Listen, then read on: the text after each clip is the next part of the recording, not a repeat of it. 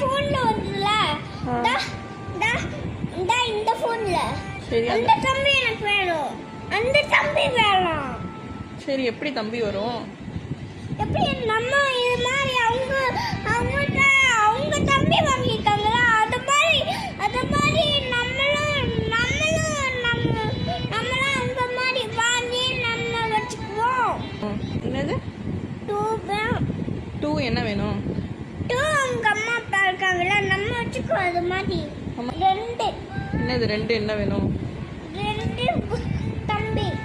2 தம்பி அப்புறம் பாப்பா. எதுக்கு 2 தம்பி பாப்பா உனக்கு வேணும்?